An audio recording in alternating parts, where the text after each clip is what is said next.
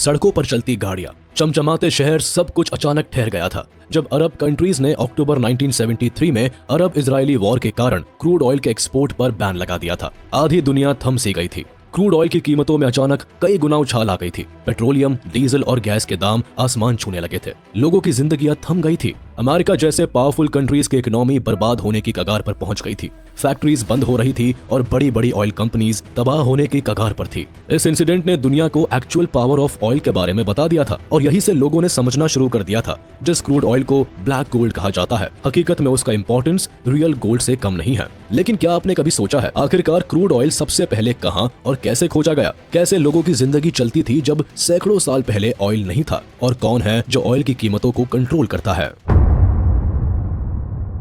Oil की history बहुत पुरानी है। लाखों वर्षों में ऑर्गेनिक मैटर के हाइड्रोकार्बन्स में ट्रांसफॉर्म होने के कारण क्रूड ऑयल बनता है। आमतौर पर डिपॉजिट के रूप में दबा हुआ क्रूड ऑयल कभी कभी अर्थ की सरफेस पर दिखाई देता है। यही कारण है कि एंशिएंट टाइम्स से ही ह्यूमन सिविलाइजेशन को ऑयल का नॉलेज था। हजारों साल पहले इजिप्ट के एंशिएंट सिविलाइजेशन के लोग क्रूड ऑयल का यूज मेडिसिन के तौर पर करते थे, क्योंकि उनका मानना था ऑयल को किसी चोट पर लगाने से घाव जल्दी ठीक हो जाते थे। 347 सीई में चाइना में क्रूड ऑयल के कुएं खोदे गए थे। इन कुओं की गहराई लगभग 240 मीटर तक थी और इन्हें बांस के खंभों से जुड़ी पोल्स को यूज करके ड्रिल किया गया था। लेकिन उस समय किसी को भी नहीं मालूम था आगे चलकर यही क्रूड ऑयल ब्लैक गोल्ड के नाम से मशहूर हो जाएगा। इन कुओं से निकलने वाला गाढ़ा लिक्विड आसानी के साथ जलाया जा सकता था, इसलिए इसका यूज नमक बनाने में किया जाने लगा। कुएं से बैम्बू की पाइपलाइन बिछाकर ये ऑयल नमक के खेतों में पहुंचाया जाता था, जहां ऑयल से आग जलाई जाती थी और नमक इवेपोरेट होकर बाहर निकलता था। जब यही क्रूड ऑयल 7th सेंचुरी में जापान में मिला तो वहां के लोगों ने इसे जलने वाला पानी कहना स्टार्ट कर दिया। 9th सेंचुरी में अजरबैजान के आसपास कई जगहों से क्रूड ऑयल पानी की तरह बहा करता था। 12th सेंचुरी में जब इटालियन एक्सप्लोरर मार्को पोलो दुनिया घूम रहा था, उसे कैस्पियन सागर के किनारे बाकू नाम की जगह पर चारों तरफ ऐसा ही क्रूड ऑयल दिखा था। लेकिन इसके बावजूद 15th सेंचुरी तक इस ऑयल का किसी बड़े पैमाने पर यूज नहीं किया जाता था। यहाँ तक कि उस समय लोग इतना भी नहीं सीख पाए थे कि इस ऑयल का यूज करके रात में रोशनी की जा सकती थी। लोग रात में घरों से नहीं निकलते थे और अगर किसी स्पेशल कंडीशन में किसी को बाहर निकलना होता था तो उजाले के लिए अलग अलग देशों में different type of techniques use की जाती थी। उस समय लोग इस विशेष प्रकार की फिश एंड बर्ड्स को शिकार करके कई दिनों पहले ही घर में लाकर रख लेते थे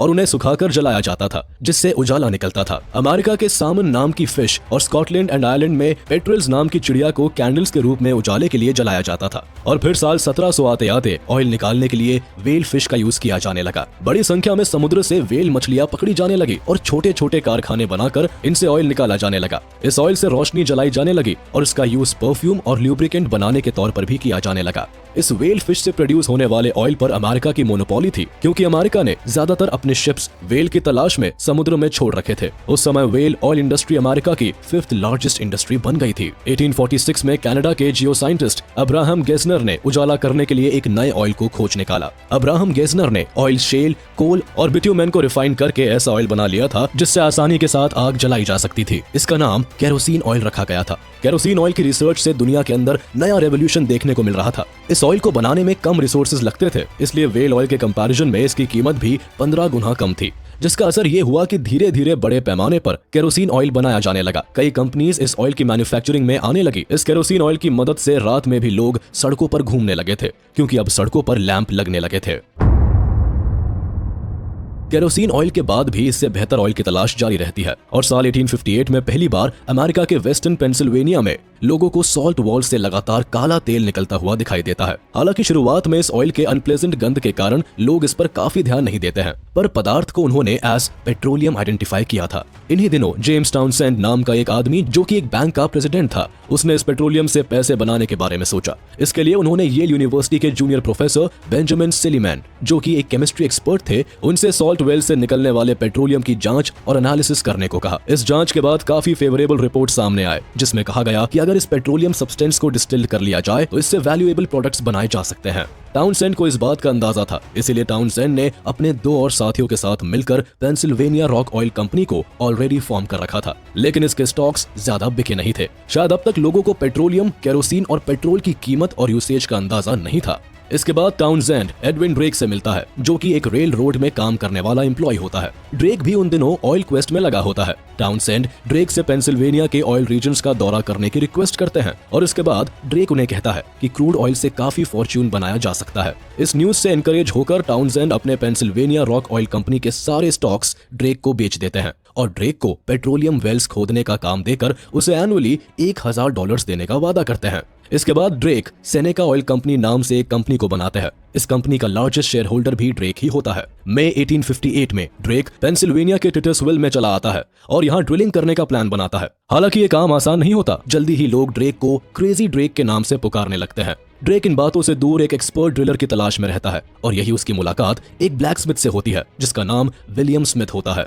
उन दिनों विलियम पर डे $2.5 पेमेंट पर ड्रेक के लिए काम शुरू करता है। उसके साथ ही उसका एक 15 साल का बेटा भी इस जद्दोजहद में जुड़ जाता है। खुदाई के दौरान स्मिथ जब क्रीक में ड्रिलिंग कर रहे होते हैं तब बार बार वाटर स्ट्रीम्स उस जगह पर आ जाती है जिससे कि खुदाई में परेशानी बढ़ने लगती है।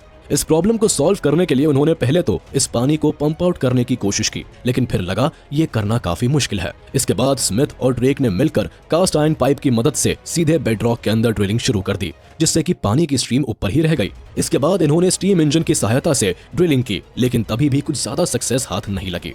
आखिरकार सैटरडे 27 अगस्त 1859 को वो दिन आ ही गया जब स्मिथ ने 69 फीट की गहराई तक खुदाई करके क्रूड ऑयल को हासिल कर लिया। मंडे को जब ड्रेक इस वेल साइट पर पहुंचा तब उसने देखा कि स्मिथ और उसके टीम ने कई सारे जार्स, बैरल्स और टब्स को क्रूड ऑयल से भर रखा है। कई बार फेल होने के बाद आखिरकार टिटर्सविल से 11 किलोमीटर दूर एक रूरल एरिया में पहली बार क्रूड ऑयल निकला।